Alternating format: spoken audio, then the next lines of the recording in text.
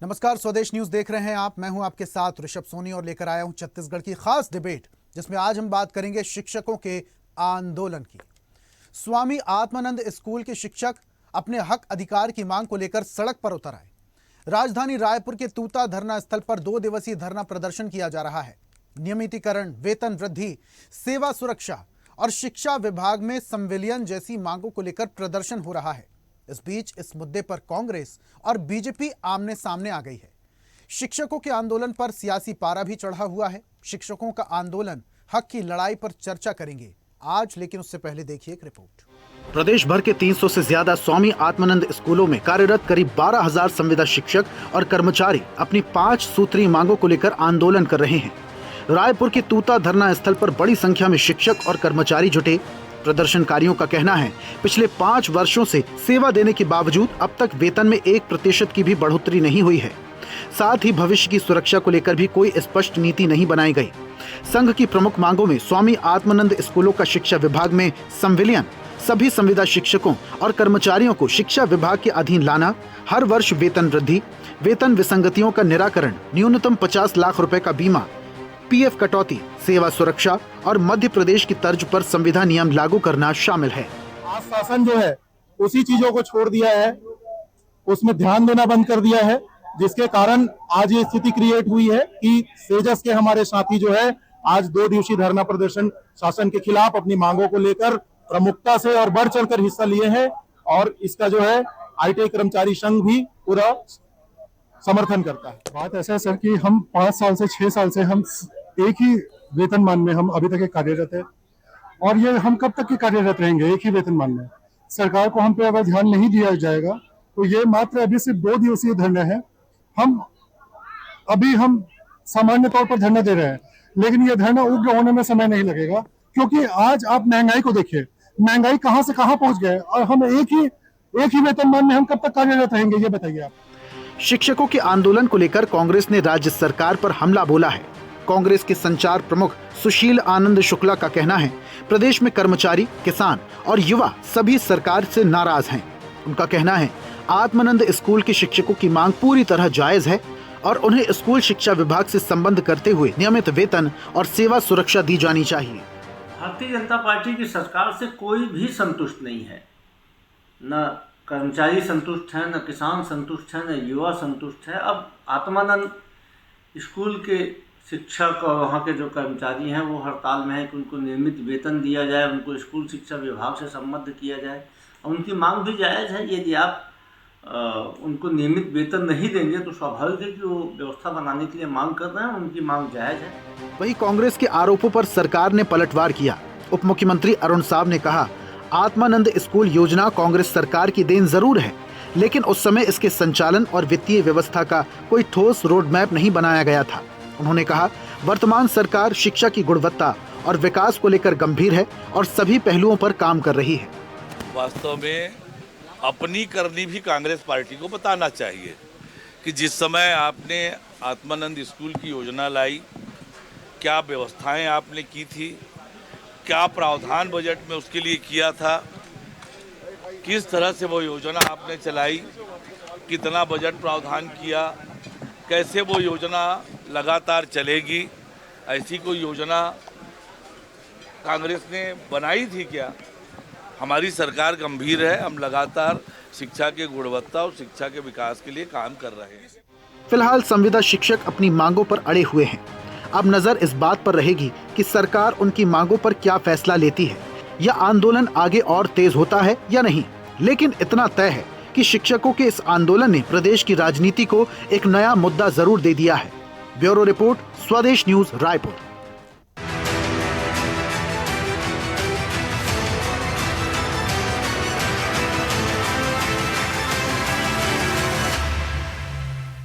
तो 5 सूत्रीय मांगों को लेकर शिक्षकों का आंदोलन है। शिक्षक अब सड़कों पर उतर आए हैं, आंदोलन कर रहे हैं, सरकार से मांगे पूरी करने पर अड़े हुए हैं। लेकिन क्या सरकार इनकी मांगों पर विचार कर रही है? आज इसी पर चर्चा करेंगे। बीजेपी प्रवक्ता पुष्पेंद्र उपाध्याय हमारे साथ हैं। पुष्पेंद्र जी, बहुत स्वागत आपका। और कांग्रेस प्रवक्ता अभिमन्यु मिश्रा हमारे साथ जुड़े हैं। अभिमन्यु जी, आपका भी बहुत स्वागत। और छत्तीसगढ़ स्वामी आत्मानंद संविदा शिक्षक और कर्मचारी संघ से हमारे साथ प्रवक्ता देव प्रभाकर प्रदेश भी जुड़े हुए हैं। देव प्रभाकर जी, आपका भी बहुत स्वागत करता हूं और चर्चा की शुरुआत देव जी मैं आपसे ही करूंगा। सबसे पहले देव जी, उन 5 सूत्रीय मांगों के बारे में बात करेंगे जो आप लोग सरकार से कर रहे हैं। जी। सबसे पहले बहुत बहुत धन्यवाद मैं स्वदेश न्यूज को देना चाहूंगा कि आप लोगों ने हमारी मांगों को प्रमुखता से रखा और आज डिबेट तक लेकर आया जी।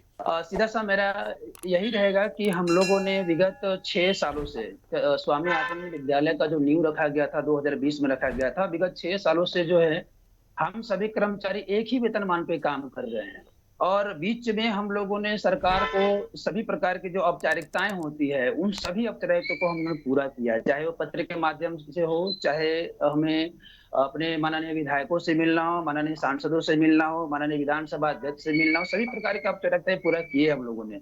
लेकिन शासन ने हमारी आज तक एक भी मांगों को नहीं सुना, एक भी मांगों को उन्होंने गंभीरता से नहीं लिया। इस प्रकार से आज हम सभी 5 सूत्रीय मांगों जो आपने अभी चैनल चलाने से पहले हमारे दर्शकों को बताया कि 5 मांगों हम जो सरकार के लिए जायज है, सरकार के ऊपर किसी प्रकार का वित्तीय भार भी नहीं आना है उसको लेकर, वो हमारी ऐसी मांगे है जो सरकार चाहे तो एक बार में उसको कर सकती है। जैसे कलेक्टर की अध्यक्षता जो है समिति को समाप्त करके शिक्षा विभाग में संविलियन। मैं आपके चैनल के माध्यम से बताना चाहूंगा कि पूर्व शिक्षा मंत्री ने आदरणीय श्री बृजमोहन अग्रवाल जी ने विधानसभा में ये बात को बोला गया था कि हम शिक्षा विभाग में जो है कलेक्टर की समिति की अध्यक्षता को जो है समाप्त करके जो है हम शिक्षा विभाग में संविलियन करेंगे। लेकिन दुर्भाग्यवश जो है वो आगामी शिक्षा मंत्री नहीं रहे, लेकिन वो जो चीजें थी वो हमारे वर्तमान सत्तारूढ़ सरकार के द्वारा ही बातें की गई थी। दूसरी मांग हमारा वार्षिक वेतन वृद्धि है। माननीय, मैं बताना चाहूंगा कि अभी तक हम सभी जो शिक्षक कर्मचारी हैं एक ही वेतनमान पे काम कर रहे हैं, हमें 1 रुपए की बढ़ोतरी नहीं हुई है। मैं पूछना चाहता हूं वर्तमान सत्तारूढ़ सरकार से कि आखिर हर एक मतलब एक मेड जो घर में काम करने वाली होती है उसका भी जो है 1 रुपये 2 रुपये की हर साल बढ़ोतरी होती है। आखिरकार हम शिक्षा जगत में पूरे छत्तीसगढ़ प्रदेश में अंग्रेजी माध्यम की शिक्षा का जो है हम करा रहे हैं, तो हम लोगों ने क्या ऐसा पाप किया हुआ है कि हम लोगों को जितने भी मांग को हमने सरकार के समक्ष रखा, सरकार ने कभी गंभीरता से इसको नहीं लिया। तीसरा मांग हमारा है न्यूनतम 50 लाख रुपए तक का बीमा का सुरक्षा। आज लगभग 7 से 8 कर्मचारी हमारे ऐसे रहे जो इस दुनिया से दिवंगत हो चुके हैं। आज उनके भविष्य की सुरक्षा कौन लेगा? आखिर उनकी चिंता कौन करेगा? उनके घर परिवार की जो है चिंता कौन करेगा? वर्तमान में हम लोगों के पीएफ कटौती नहीं होती है, हमारे जो पब्लिक प्रोविडेंट फंड होता है पीएफ का कुछ नहीं हमारा व्यवस्था है। हमें एक मुश्त जो है संविदा राशि दी जाती है और आगे हमारे साथ किसी प्रकार की कोई सुरक्षा की गारंटी नहीं है। 5वां हमारा है मध्य प्रदेश की सरकार पर। जिस प्रकार से हमारे परम आदरणीय देश के यशस्वी प्रधानमंत्री जी के बारे में बोला जाता है कि डबल इंजन की सरकार है, तो हमारे प्रदेश में भी है और देश में भी है। अगर दोनों डबल इंजन की सरकार है तो हम सबों को जिस प्रकार से मध्य प्रदेश में जो है 90% वेतन दिया जाता है संविदा कर्मचारियों को, तो उसी के तर्क पर हम लोगों ने कई बार मांगों को रखा सरकार के समक्ष, लेकिन हमारी मांगों को अनसुना कर दिया गया। तो हम चाहते हैं कि इन 5वीं मांग में हम मध्य प्रदेश सरकार के तर्क पर जो है हमें सरकार संविदा के जो हित है उनको लागू करे और हमें वो सारी सुविधाएं मुहैया कराया जाए जो जिसके हम हकदार हैं। निश्चित तौर पे छत्तीसगढ़ प्रदेश में स्वामी आत्मानंद विद्यालय जो है एक अच्छी शिक्षा, एक उत्कृष्ट शिक्षा देने का कार्य कर रही है और सरकार को निश्चित तौर पे हमारी मांगों को गंभीरता से लेना चाहिए। आपकी बात पहुंच गई। मैं बीजेपी प्रवक्ता पुष्पेन जी का रुख करूंगा। पुष्पेन जी, पूरी बात आप सुन रहे हैं। ये 5 सूत्री मांगे जो है ये जायज हैं और शिक्षक जो बच्चों का भविष्य बनाते हैं, बच्चों का भविष्य बनाना मतलब देश का भविष्य बनाना, और जो लोग देश का भविष्य बना रहे हैं क्या उनका भविष्य सिक्योर होना ये लाजमी नहीं है? तो ये 5 सूत्रीय मांगे जायज हैं, कब पूरी होंगी? स्वदेश न्यूज के समस्त दर्शकों को मेरा नमस्कार। जय श्री राम। ऋषभ जी आप उपस्थित हैं, देव प्रभाकर जी हैं, कांग्रेस से मेरे मित्र अभिनंदन मिश्रा जी हैं। मैं सभी को नमस्कार करना चाहता हूं। जो लोग आज शिक्षक के साथ खड़े होने का वादा कर रहे हैं उन्होंने अपने कार्यकाल में इन मांगों का समाधान क्यों नहीं किया, मैं कांग्रेस के प्रवक्ता मित्र से पूछना चाहता हूं। दूसरा, उन्होंने योजना बनाना आसान है लेकिन उसके लिए वित्तीय और प्रशासनिक व्यवस्था बनाना जिम्मेदार सरकार का काम भी था, इन्होंने क्या किया? शिक्षा के क्षेत्र में ऋषभ जी संभावनाएं थी, मैं बहुत निवेदन के साथ में आपको बीच में टोक रहा हूं। पुष्पेन जी सुनिए, मेरी बात सुनिए। मैं राजनीतिक सवाल नहीं पूछ रहा, मैं पूछ रहा हूं सवाल शिक्षकों का। पूर्ववर्ती सरकार में क्या हुआ, कांग्रेस के शासनकाल में क्या हुआ, डजंट मैटर। अभी इस वक्त आपकी डबल इंजन की सरकार में जो वादे किए गए थे उन वादों का क्या हुआ? शिक्षकों को लेकर जो फैसले लिए जाने चाहिए उन फैसलों का क्या हुआ? जवाब मुझे नहीं, जवाब शिक्षक मांग रहे हैं। शिक्षकों को जवाब चाहिए। ऋषभ जी आप मेरी बात को अगर सुनेंगे तो मैं जवाब दूंगा। बिल्कुल सर, प्लीज। अभी आपने मुझसे कहा तो मैं, है ना, अगर आप मुझे मौका देंगे तो मैं उसका जवाब जरूर दूंगा, एक एक क्रमबद्ध तरीके से दूंगा अगर आप मुझे बोलेंगे तो। Sir please. मैंने बोला शिक्षा के क्षेत्र में कांग्रेस के पास संभावनाएं थी पर इनके पास दिशा नहीं थी ऋषभ जी। संसाधन थे पर इनके पास संकल्प नहीं था। छात्र थे पर इनके पास योजना नहीं थी। शिक्षा के क्षेत्र में अवसरों का महासागर था मगर इनके पास कोई योजना नहीं थी। कांग्रेस शासन एक लेखक की तरह था जिसके पास कागज तो थे परंतु कलम में स्याही नहीं थी तो क्या लिखते। अब मैं दूसरा बताना चाहता हूं, कांग्रेस ने योजना बनाई लेकिन व्यवस्था नहीं बनाई। आत्मानंद स्कूल शुरू करना अच्छी पहल थी लेकिन भर्ती, नियमितीकरण, फंडिंग और भविष्य की सेवा शर्तों की स्पष्ट रोड मैप नहीं बनाया गया। आज उसी की समस्या, उसी का हम लोग भुगत रहे हैं। ये कांग्रेस शासन काल की देन है। संविदा भर्ती हुई थी, जिन शिक्षकों की नियुक्ति संविदा पर हुई उनकी नियुक्ति की शर्तें पहले से तय थी। अब सरकार वित्तीय क्षमता और नियमों के अनुसार निर्णय ले रही है। भारतीय जनता पार्टी की सरकार बहुत गंभीरता से काम कर रही है। सरकार शिक्षा की गुणवत्ता और वित्तीय संतुलन दोनों की देख रही है, इसलिए सरकार सोच समझकर फैसला करेगी। नियमितीकरण कानूनी प्रक्रिया है। अभी मेरे साथी देव प्रभाकर जी बता रहे थे, मैं सुन रहा था, ये कानूनी प्रक्रिया है। किसी भी संविदा कर्मचारी को नियमित करना और नियमों को वित्त विभाग की मंजूरी कानूनी प्रक्रिया से जुड़ा हुआ विषय है। सरकार इसमें गंभीरता के साथ काम कर रही है। अगर कांग्रेस को लगता है कि ये मांगे जायज हैं तो इन्होंने अपने कार्यकाल में वेतन वृद्धि, पीएफ, सेवा और सुरक्षा नियमितीकरण क्यों नहीं किया? भारतीय जनता पार्टी की सरकार शिक्षकों के साथ में है, शिक्षकों से बात करने के लिए तैयार है और उसका समाधान बातचीत और नीति के माध्यम से ही निकलेगा। इसलिए शिक्षकों का नुकसान नहीं होना चाहिए। और साथ में अगर मान लीजिए अब हमारे छात्रों की पढ़ाई में व्यवधान आ रहा है तो कहीं ना कहीं उसके लिए छात्रों का भविष्य भी अधर में है। तो मेरा यही हमारे शिक्षक साथियों से आग्रह है कि अगर मान लीजिए कोई आपकी मांगे हैं तो आप सरकार के साथ में सामने रखिए। सरकार आपके साथ में है। सरकार जितनी भी संभावनाएं होंगी उस पूरी प्रकार के काम को करेगी। मगर जो है ना, आंदोलन जो है ना आपका, आप जायज मांगे हैं तो उसको आप सरकार के सामने रखिए। सरकार बातचीत करने के लिए तैयार है और सभी समस्याओं का बातचीत करने से उसका हल निकलेगा। मगर ये जो देन है कांग्रेस सरकार अगर शासन बातचीत के लिए तैयार होती तो ये सैकड़ों की संख्या में जो शिक्षक सड़कों पर खड़े हुए हैं ये नौबत नहीं आती। आप बोल रहे हैं बातचीत के लिए तैयार हैं, बातचीत से रास्ता निकलेगा। अगर बातचीत से रास्ता निकलना होता तो आप लोगों ने बातचीत की शुरुआत क्यों नहीं कर दी? क्यों शिक्षकों को सड़कों पर उतरना पड़ रहा है? ठीक है, मैं आऊंगा आपके पास। अभिमन्यु जी। जी नमस्कार ऋषभ जी, देव जी को नमस्कार, पुष्पन जी को नमस्कार, आपके दर्शकों को नमस्कार। देखिए, मुझे पहले तो ये लगता है कि भारतीय जनता पार्टी, आप चाहे जो सवाल पूछें, इनके नेता प्रवक्ता वही जवाब देंगे जो इनको देना है, जो ये यार आपने कहा कि आपने वर्तमान में क्या किया बताएं। इनकी शुरुआत ही वहीं से हुई, कांग्रेस ने क्या किया, और मुझे पता था ये यही होना है। कोई भी सवाल रहे तो ये इसके लिए कांग्रेस ने क्या किया और दूसरा हम प्रयास कर रहे हैं, गंभीरता से प्रयास कर रहे हैं। बहुत ज्यादा हुआ तो ये कह देंगे क्या प्रयास, कैसा प्रयास, कुछ नहीं पता।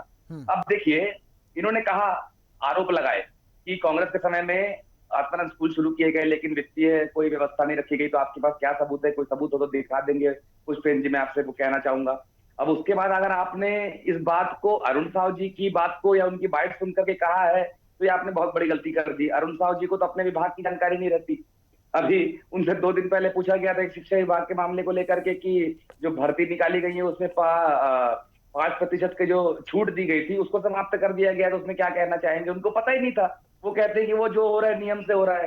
तो ये सारी चीजें यहाँ पर ये है कि यहाँ संवाद की कमी हो रही है। आपने बिल्कुल सही कहा कि आंदोलन हो रहा है। अगर सरकार वाकई में संजीदा है तो जा करके अपना प्रतिनिधिमंडल उनका बुला ले या खुद चले जाएं, बात कर लें और उनकी जो भी है हड़ताल खत्म करने की कोशिश करें, उनकी मांग मानने की कोशिश करें, या जिस भी तरीके की अपना कुछ आप लोग प्रपोज करते हैं तो वो कर दें। लेकिन यहाँ पर ये है, आपने हमारे ऊपर सवाल उठाए, चलिए ठीक है, 2020 में आत्मानंद स्कूल की योजना शुरू हुई। हमारे भाई देव जी बैठे हैं वहां पर, उन्होंने कहा कि 3 साल से कोई बढ़ोतरी, 6 साल से कोई बढ़ोतरी नहीं हुई। तो 2020 के बाद 2021 एक साल हुआ, 2022 2023 में चुनाव हुआ। देव जी मैं आ रहा हूँ। 6-7 महीने की आचार संहिता मान लीजिए। उसके अलावा आप देखेंगे तो वहां तक के ठीक था। लेकिन जैसे ही सरकार आई भारतीय जनता पार्टी की, वहां से दुर्गति शुरू हुई। किसकी आत्मानंद स्कूल होगी? पहले तो नाम बदलना। आप देख रहे हैं कि जो स्कूल चल रहे हैं जिनके बच्चे, और निश्चित मैं तारीफ करूंगा देव जी और उनके जितने भी साथी शिक्षक हैं, जो बच्चे आत्मानंद स्कूल के टॉप 10 में हर साल आ रहे हैं। 12वीं का रिजल्ट हमने इस साल भी देखा, 10वीं का रिजल्ट हमने इस साल भी देखा। तो जब ये लोग अपने पढ़ाने में कहीं कोई कमी नहीं कर रहे हैं तो सरकार इनसे चर्चा करने में कमी क्यों कर रही है?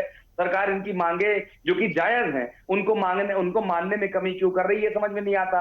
अब ये लगाते हैं आरोप कांग्रेस के ऊपर, कांग्रेस ने ऐसा कर दिया, कांग्रेस ने वैसा कर दिया। हमने तो आपके 350 जो स्कूल आपने बंद कराए थे बस्तर में, उनको शुरू करने का काम किया।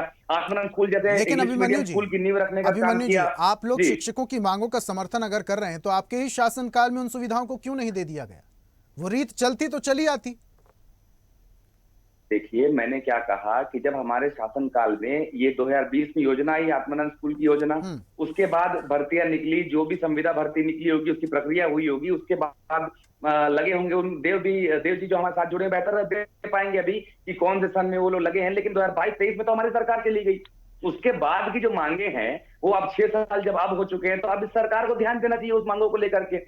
अगर 2021 में भी इनकी जॉब शुरू हुई होगी, 2022 तक के 1 साल हुआ, 1 साल की संविदा की अगर शर्त रही होगी तो उसकी मांगे, उसकी बातें शुरू हुई होंगी ना।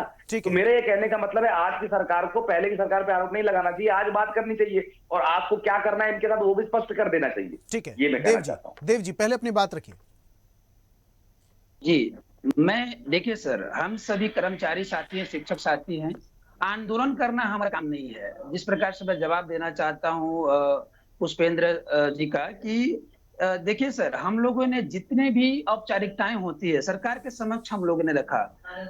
हमको जो शिक्षा का जो मेन पर्पज होता है वो किसी पार्टीगत नीति से नहीं होता है, वो डायरेक्ट जो होता है हमारे जनताओं के लाभ से होता है। और निश्चित तौर पे मैं दावे के साथ कहता हूं कि शिक्षा जगत में आत्मानंद ने उत्कृष्ट कार्य किए हैं। चाहे हमारे 10वीं 12वीं के बच्चों का परीक्षा परिणाम हो, चाहे हमारे एक बच्ची का मैं बताना चाहूंगा कि एक बच्ची हमारे इसरो में नियुक्त हुए हैं, चयन हुआ है इसरो में, है ना, नाम मेरे को अभी याद नहीं आ रहा है, यादव करके इसरो में नियुक्त हुए। तो सर जितने भी हमारी 5 मांगे हैं, इसी प्रकार से अभी पुष्पेंद्र उपाध्याय जी ने बता रहे थे कि सरकार का वित्तीय भार आएगा, ये चीजें नहीं आएगा सर। हम 5 मांगे बहुत सोच समझ के रखे हैं, सरकार के हित के लिए है। सरकार के हित के लिए जो मांग हम लोग रखे हैं उसको पूरा करने में सरकार को किसी प्रकार की वित्त भार नहीं आएगा। निश्चित रूप से आप मन तो बनाइए, वर्तमान सत्तारूढ़ सरकार मन तो बनाए कम से कम। तो शिक्षक क्या सोचते हैं, सरकार की नियत नहीं है? जाहिर सी बात है, सरकार नियत साफ नहीं रख रही, हमारी मांगों को जो है दरकिनार कर रही है। अगर नियत साफ होती तो निश्चित तौर पर हम बताइए पुष्पेंद्र जी कह रहे हैं बातचीत से रास्ता निकालेंगे। बिल्कुल, अगर बातचीत से रास्ता निकलना होता सर पहले हो जाता। अगर अभी आगामी करेंगे तो निश्चित तौर पर हम तैयार हैं सर। हम शिक्षक साथी, कर्मचारी साथी, बच्चों को बेस्ट एजुकेशन देने के लिए यहाँ पे आए हुए नियुक्त होकर, न कि हम आंदोलन करने आए हुए। हमारा काम आंदोलन करना नहीं है, हमारा काम छत्तीसगढ़ प्रदेश की शिक्षा स्तर को अच्छे से बढ़ाना है। सरकार बातचीत नहीं कर रही है देव जी? जी, सरकार अभी तक किसी प्रकार की बातचीत नहीं करी। अगर बातचीत करी होती तो यहाँ पर नहीं आना होता, शायद ये नौबत नहीं। सरगुजा से लेकर बस्तर तक जो हमारा है, उत्तर से दक्षिण, सभी साथी तूता धरना स्थल पर नहीं पहुंचते। निश्चित तौर पर मैं आज हमारे पुष्पेंद्र उपाध्याय साथ में बैठे हैं कि निश्चित तौर पर हमारी मांगों को सरकार तक पहुंचाइए। निवेदन है हम सभी शिक्षक साथियों, कर्मचारियों साथियों से कि हमारी मांगों को पहुंचाइए, नहीं तो हम सभी बहुत पीड़ित हैं, मानसिक रूप से पीड़ित हैं। आप खुद समझ सकते हैं एक ही वेतनमान पर काम करना कितना मुश्किल होता है। आज महंगाई की दौर इतना बढ़ चुका है कि हम लोगों को घर परिवार की मतलब स्थिति इतना बदहाल है, और हम इस कार्य को करते हुए दूसरे कार्य कर भी नहीं पाते, क्योंकि हम पूरा का पूरा समय अपना एजुकेशन कार्य में देते हैं, इस शिक्षकीय कार्य में देते हैं, तो दूसरा काम हम कर नहीं सकते। तो मैं पुनः निवेदन करूंगा आपके स्वदेश चैनल के माध्यम से कि निश्चित तौर पर सरकार के समक्ष जो हम लोगों ने 5 मांगे रखी हैं, वो 5 मांगे सरकार को किसी प्रकार के वित्त भार नहीं पड़ने वाली है। सरकार एक अच्छा मन बनाए। ये हमारे छत्तीसगढ़ राज्य के जो है यशस्वी हमारे मुख्यमंत्री जी हमारी बातों को गंभीरता से लेकर, मेरा निवेदन है आपके इस मंच के माध्यम से कि हमारी मांगों को जो है गंभीरता से लेकर, हमारी मांग को 5 मांगे हम रखे हैं सर, और उसको पूरा करने में किसी प्रकार की कोताही नहीं होनी चाहिए, क्योंकि हम अच्छा एजुकेशन, अच्छी शिक्षा व्यवस्था दे रहे हैं, तो निश्चित तौर पर हम इसके भागीदार भी हैं, हम सम्मान के भागीदार हैं, तो निश्चित तौर पर हमारी बातों को रखा जाना चाहिए। मैं निवेदन करूंगा यहाँ पे जो भी साथी बैठे हैं, चाहे कांग्रेस को हो, बीजेपी को हो, हमारी मांगे जायज हैं, निश्चित तौर पे हमारी मांगों को समर्थन करिए सर, और हमारी मांगों को सरकार तक पहुंचाइए। ठीक है, आपकी बात शायद पुष्पेंद्र जी सरकार तक पहुंचाएंगे, लेकिन उससे पहले उनकी प्रतिक्रिया बहुत ज्यादा जरूरी है। पुष्पेंद्र जी, आप कह रहे थे कि सरकार बातचीत से बीच का रास्ता निकालेगी, लेकिन बातचीत हो तो पहले, और अगर बातचीत की नियत सरकार की होती तो अब तक तो बातचीत शुरू हो चुकी होती, बच्चों की पढ़ाई प्रभावित नहीं होती, शिक्षक इतने परेशान नहीं होते। जी देवेंद्र जी।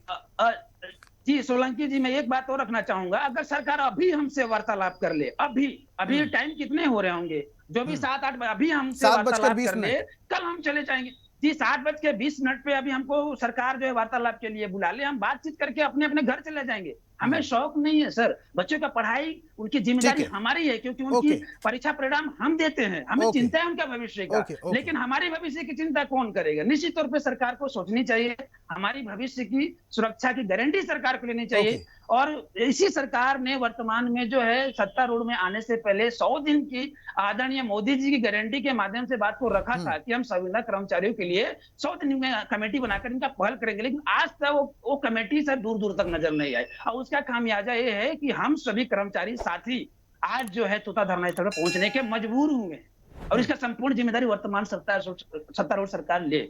यही बोलना चाहता हूं। बाकी पुष्पेंद्र जी से मेरा यही सवाल रहेगा कि बिल्कुल हमारा इस सवाल है सर, सरकार तक ये बात पहुंचाई, हम अच्छा काम कर रहे हैं। और भविष्य में जो है अपने संघ की ओर से, शिक्षक साथियों की ओर से गारंटी देता हूं कि स्वामी आत्मानंद उत्कृष्ट विद्यालय के माध्यम से बच्चों को हम एक बेहतर एजुकेशन देने का काम कर रहे हैं। हमारी भविष्य की चिंता करिए, और निश्चित तौर पर हमें भी सम्मानपूर्वक जीवन जीने का अधिकारी बनाए। सर यही निवेदन है मेरा। ओके पुष्पेंद्र जी, ये तस्वीरें जो हम देख रहे हैं, ये तूता धरना स्थल पर लोगों की जो भीड़ जुटी है, ये किसी पार्टी किसी दल के कार्यकर्ता नहीं है, ये शिक्षक हैं, ये बच्चों का भविष्य संवारने वाले शिक्षक हैं।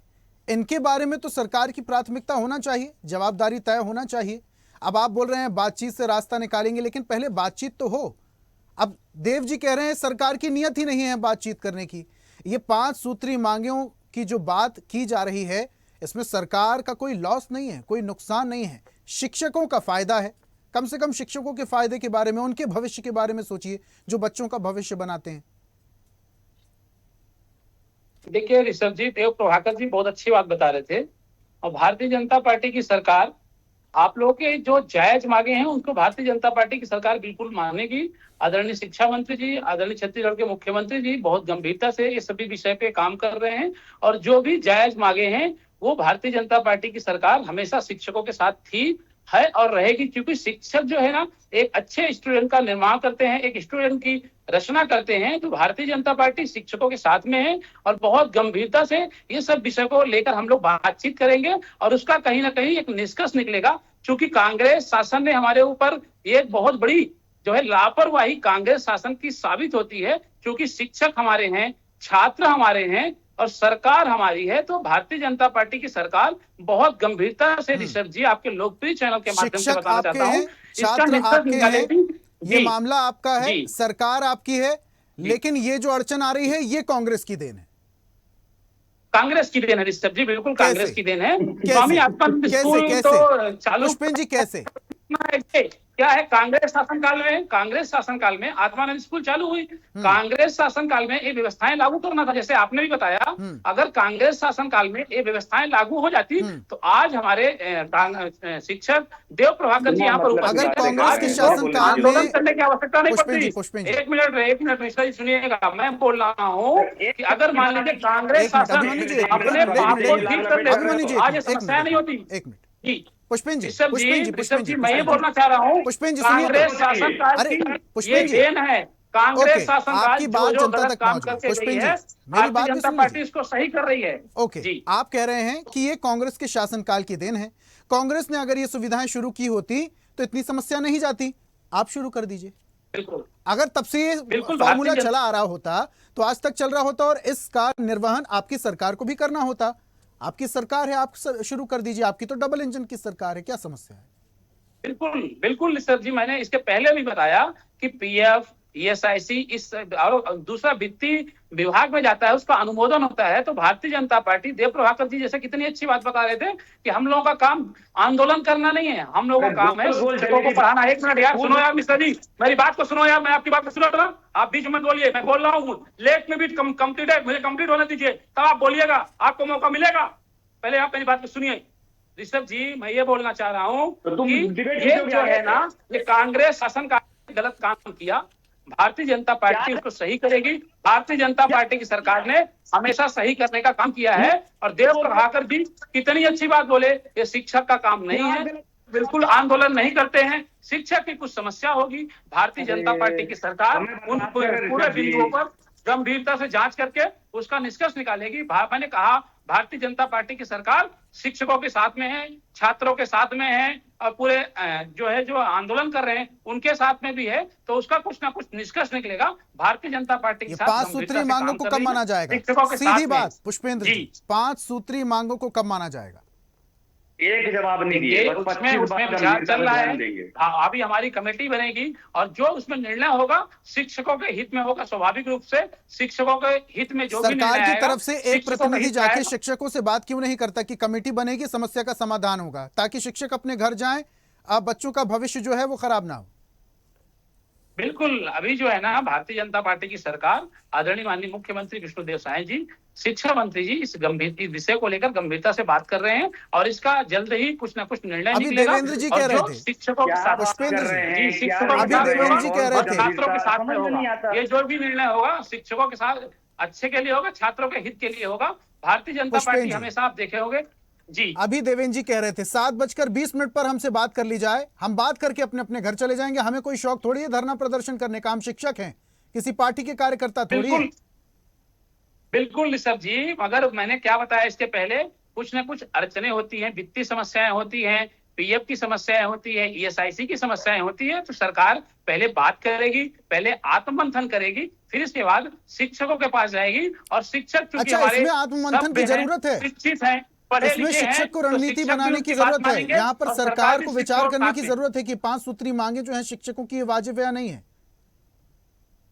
ऋषभ जी, क्या होता है, सब वित्तीय देखी जाती है, कहाँ पे फाइनेंशियल कोई तक कठिनाई तो नहीं आ रही है। आप ही कह रहे थे कि शिक्षकों के साथ है सरकार। सुनिए ऋषभ जी, अगर मान लीजिए हम संविदा कर्मचारी को जानकारी है नहीं, और बहुत सारे डिपार्टमेंट के लोग हैं जो संविदा है, अभिमन्यु जी नियमित करना पड़ेगा। अभिमन्यु जी, ओके पुष्पेंद्र जी, ओके बहुत समय दे दिया मैंने, बहुत समय दे दिया। उसका निष्कर्ष निकाला जाएगा और सरकार शिक्षकों के साथ में है। अभिमन्यु जी लास्ट कमेंट। अभिमन्यु जी। ऋषभ जी पुष्पेंद्र जी के पास एक पैसे की जानकारी नहीं है इस डिबेट को लेकर के, केवल गोल गोल बातों को घुमा रहे हैं, जब से गोल ये बदतमीजी मत किया करो, पता है आप बीच में बोलते हैं, ध्यान रखिएगा। मैं आपके बीच में नहीं बोल रहा था, आप डिबेट के बीच में बोलते हैं, आप डिबेट के बीच में क्यों बोलते हैं? मैं आपकी बात को सुन रहा था ना, अभी आपकी बात को मैं सुन रहा था ना, आप मेरी बात को सुनिए, आपकी बात को मैं सुन रहा था ना, अब आप बोलिए। पुष्पेंद्र जी थोड़ी तमीज सीख लीजिए, थोड़ा डिबेट करना सीख लीजिए। आप नहीं, आपको सीखना पड़ेगा। भारतीय जनता पार्टी संस्कारिक है, भारतीय जनता पार्टी संस्कार है, भारतीय जनता पार्टी संस्कार है, हमको संस्कार सिखाया जाता है। हम उस भारतीय जनता पार्टी के कार्यकर्ता हैं, हम उस भारतीय जनता पार्टी के कार्यकर्ता हैं जिसमें भारत पहले, जनता दूसरे, पार्टी तीसरे स्थान पर आती है। हम संस्कारिक हैं, हमको संस्कार सिखाया जाता है। बस कीजिए पुष्पेंद्र जी, पूरी डिबेट खत्म हो जाएगी। अभिमन्यु जी जल्दी से बात कीजिए, देवेंद्र जी से लास्ट कमेंट कर लिया। अरे बस अभिमन्यु जी, शब्दों का लिहाज प्लीज, जल्दी से बात रखिए, 20 सेकंड जल्दी से। अरे ऐसे लोगों को और क्या कहें, देव जी ने अभिमन्यु जी आपकी बात रह जाएगी, समय मुझे आगे बढ़ने की इजाजत नहीं देगा, जल्दी से बात रखिए ना। अरे बंद कर दीजिए डिबेट अपनी। देव जी ठीक है, अभिमन्यु जी ऐसी नाराजगी ठीक नहीं रहती, हर बार आप आते हैं डिबेट में इस तरीके की नाराजगी दिखाते हैं, आपकी बात रखनी चाहिए, जनता सुनना चाहती है। देवेंद्र जी जल्दी से बोलिए। ऋषभ जी, मैं बोलना चाहूंगा कि सरकार के प्रतिनिधि हमारे बीच बैठे हुए हैं और मैं आपके मंच के माध्यम से जो हमको बात रखने का मौका मिला, मैं चाहूंगा कि हमारी बात सरकार तक तत्काल प्रभाव से जो पहुंचाया जाए। और निश्चित रूप से हम शिक्षक साथी हैं, आंदोलन करना हमारा काम नहीं है, और 5 सूत्री मांग से सरकार को किसी भी प्रकार से जो है वह भार नहीं आ पा रहा है। वो सरकार का एक नियत साफ हो, और हम भी चाहते हैं कि सरकार आज तक हमें साथ देती आई है तो हमें आगामी भी साथ दे, और हमें 5 सूत्री मांग की जो है गिफ्ट के तौर पर दे, हमारा जो है आंदोलन है वो गिफ्ट के तौर पे हमको सरकार दे, जिससे हम अपने सुखद भविष्य, आपकी बात सरकार तक पहुंच गई है और पूरी उम्मीद है कि पुष्पेंद्र जी आपकी बात, शिक्षकों की बात सरकार तक पहुंचाएगी और सरकार बातचीत से बीच का रास्ता निकालेगी। आप सभी मेहमानों का हमारे साथ जुड़ने के लिए बहुत बहुत धन्यवाद। आज बात कर रहे थे शिक्षकों के प्रदर्शन की, शिक्षकों के आंदोलन की। आंदोलन हो रहा है शिक्षक 5 सूत्री मांगों को लेकर सड़कों पर उतरे। शिक्षक कह रहे हैं कि हम किसी राजनीतिक दल के कार्यकर्ता नहीं, हमें कोई शौक नहीं है प्रदर्शन का, लेकिन हमारी ये जो 5 सूत्री मांगे हैं ये जायज हैं, ये वाजिब है। सरकार को इसमें बातचीत करनी होगी, बीच का रास्ता निकालना होगा, लेकिन इस पर सियासत भी हो रही है। अब शिक्षकों के आंदोलन पर सियासत कब खत्म होती है और शिक्षकों की 5 सूत्री मांगे कब मानी जाती है, ये आने वाला वक्त बताएगा। खास पेशकश में फिलहाल इतना ही। नमस्कार। और ऐसी ही ताजा खबरों के लिए लाइक, फॉलो और यूट्यूब पर सब्सक्राइब कर बेल आइकन जरूर दबाइए और हर अपडेट के लिए विजिट कीजिए स्वदेशलाइव.com।